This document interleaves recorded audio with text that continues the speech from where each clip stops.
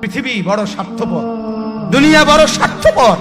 দুনিয়া কাউরে জায়গা দেয় না, দুনিয়া কাউরে জায়গা দেয় না।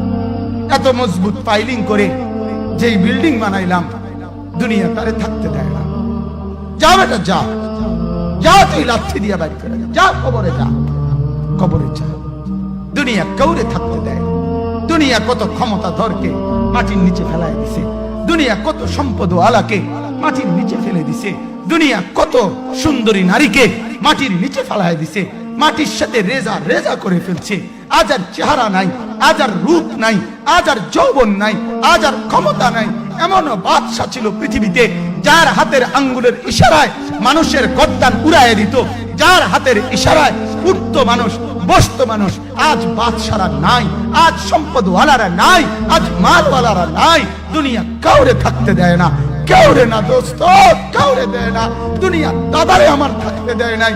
আমার দাদারে আমি দেখছি, আজ আমার দাদা নাই। আমার নানারে আমি দেখছি, আমার নানা নাই। আমার দাদিরে আমি দেখছি, আমার দাদি নাই। আমার নানিরে আমি দেখছি, আমার নানি নাই। আমার বাবারে আমি দেখছি, 14 লক্ষ টাকা বাবার পেনশনের আমি সব ডাক্তারের পিছনে খরচ করে ফেলছি, বাড়ির ফসলের জমি বিক্রি করে ফেলছি। আমার বাপ যেন না মরে বারবার বারে হসপিটালে নিছি, কিন্তু দুনিয়া আমার বাপকে থাকতে দেয় নাই। আমার বাপ কবরে চলে গেছে। দুনিয়া কাউরে থাকতে দেয় না, কাউরে না, কাউরে না, কাউরে না, কাউরে না। আমার বাপ দুনিয়া কাউরে থাকতে দেয় না। তুমি থাকবা না, তুমি থাকবা না।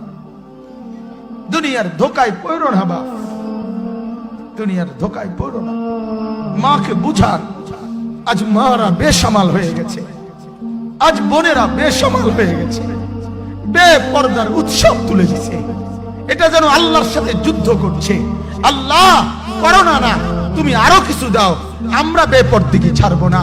যুবক ছেলেগুলো যেন বলতেছে, আল্লাহ তুমি করোনা দেওয়ার চাই দাও, অশ্লীল ছবি দেখা, ফেসবুকে নর্তকী দেখা আমরা ছাড়বো না।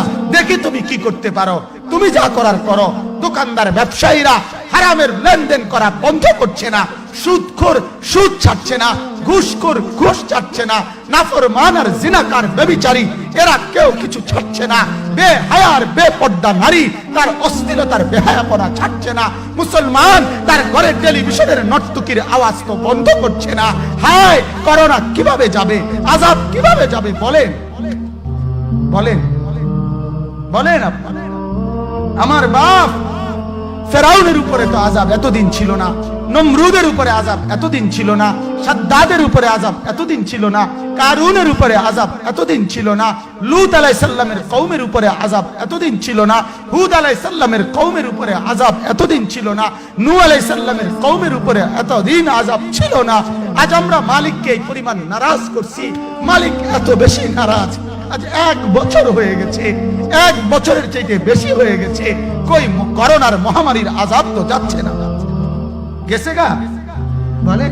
আমাদের লক্ষ লক্ষ বাচ্চার পড়ালেখা বন্ধ, এরা নষ্ট হওয়ার চূড়ান্ত পর্যায়ে পৌঁছে গেছে। মোবাইল এদেরকে শেষ করে দিছে। লক্ষ লক্ষ ছেলে।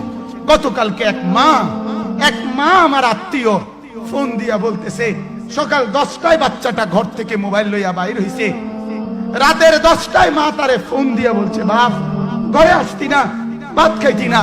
বাচ্চা তারে বলতেছে, তোমার অসুবিধা কি, তোমার সমস্যা কি?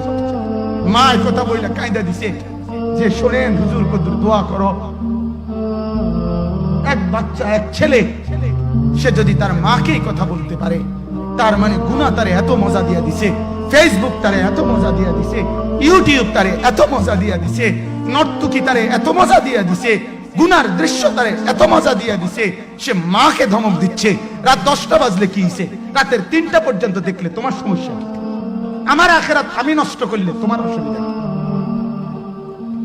আমার জাহান্নাম আমি ঠিক করে নিলে তোমার সমস্যা কি?